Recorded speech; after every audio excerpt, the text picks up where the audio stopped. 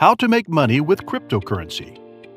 Nowadays, if there's one trend that's gotten incredibly popular without any increase in what it exactly is, the prize must be given to crypto. And where other sudden cash opportunities like this are considered short-lived, unimportant, or just plain not good paying, if the adoption and international trust have to say anything, it's that crypto is here and it's here to stay. So if you want to be one of the people who managed to get into what's probably the greatest economic world since the invention of paper money, then this video is for you.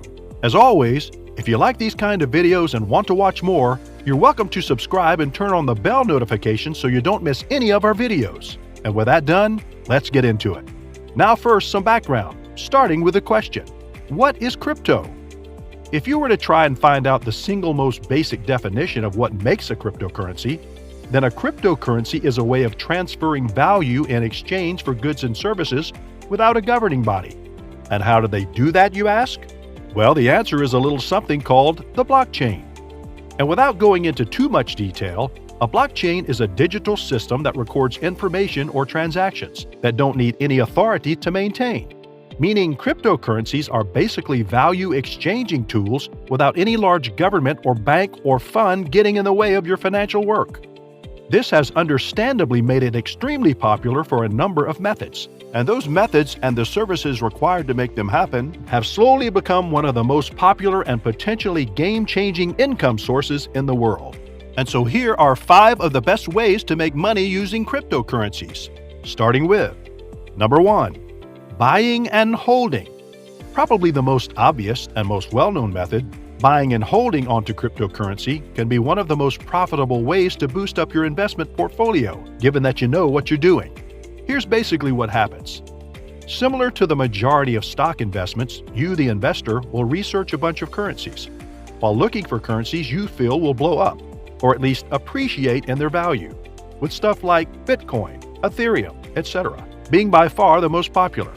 And after all, it's basically a matter of holding on for dear life until you reach a certain threshold of profit you're willing to sell at.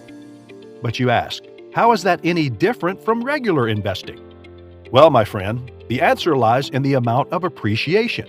Because while stocks are known to creep up slowly and over time, crypto can go up hundreds of times in a period that is less than you can ever expect a healthy stock to.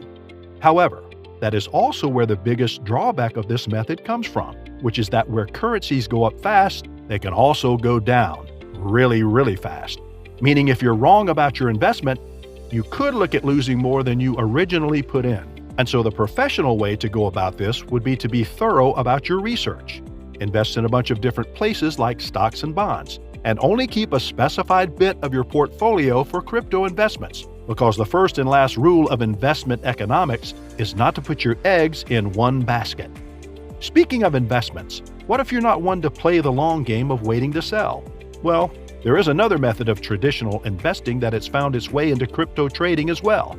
That being number 2, earning crypto dividends. So one of the ways people buy stocks is that instead of letting the stock get higher in value passively, they simply get paid for each increase in value. This method, called dividends, has a bunch of benefits, not the least of which is the fact that since you get the profits in your account, there's basically no risk of losing all the money you earn because of a decrease in value. And although many people don't think that cryptocurrencies have a similar method, there are coins like COSS, CEFF, and NEO that offer you regular dividends just for holding your coin. Now, that's all fine and dandy, but let's face it, investment isn't the only way to earn money, especially not the one most people want to get into at the start. So what else can they do? Well, a very popular thing to do is to help make and maintain the actual blockchain and get paid for doing so. One of the most profitable ways to do this would be to, number 3, run a mining gig. So now this method is a little complicated to understand, so bear with me here. Now, as we mentioned, the blockchain is the publicly recorded and maintained ledger that is basically the backbone of the entire cryptocurrency network. And the way to make it work is that whenever a computer that wants to send money to someone, i.e. make a transaction, they propose a change to the blockchain. And if it's verified, that change of value is recorded on a ton of systems simultaneously. And voila, you just paid someone in crypto. Now here's the bit we didn't mention, how the verification happens. And that's exactly where masternodes come in. You see, in older currencies like Bitcoin, the verification was an automatic process in which it was made so that every recording of a transaction took a long time to take place.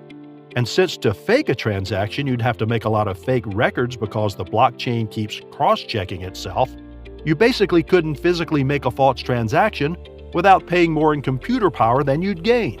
Now, because not every transaction can be recorded from every single person trying to buy something, since that'd take a lot of time, the job of writing that stuff down and running an actual computer to do the processing, you need a third party. And that's basically what miners do. They dedicate their computers to the heavy lifting of writing the blockchain, and for that, they get a reward. Now, although that's certainly popular, it's no longer the #1 passive crypto earning method, since that has been given over to number 4, run a masternode. You see, because of the time and energy it took to do stuff through miners in newer currencies like Ethereum 2.0 and Dash, that verification is instead done by common people called, you guessed it, masternodes. These guys have to stake a bunch of their own money against their transactions, so that if they try to verify falsely, the network confiscates their money instead. And as long as they don't do that, every transaction they verify will add a small amount to their account too. So basically, all you have to do is get your computer to run verification software and have a stake in the currency. And you can earn a very healthy amount of money from that. And last but certainly not least, we have number 5, crypto arbitrage. Now this is one that requires the most skill and experience. However, the potential rewards here are massive. Basically, due to the unregulated and still pretty new nature of the crypto market, the companies and assets there don't really have a history of being accurate on value. So whereas when buying a regular, say, website, you can simply ask a bunch of dealers what the price is in dollars, and I'm sure you'll get the same ballpark amount everywhere. Whereas in crypto, there is generally no consensus, so many times there are very valuable items that can be bought for a lot less just because of being in crypto. As a result, it's possible for someone to look through these assets and find those which he thinks are undervalued and can be sold for higher. And just like that, instant profit. Now those are just a few of the ways you can start to build a cash flow from cryptocurrencies. And there is a lot else out there that hopefully using these tips, you can use to your advantage. And well, on that note, we must end today's video. I hope you found it helpful, enjoyed watching it, and if you did, be sure to leave a like and subscribe for more. With that, take care and I'll see you guys next time.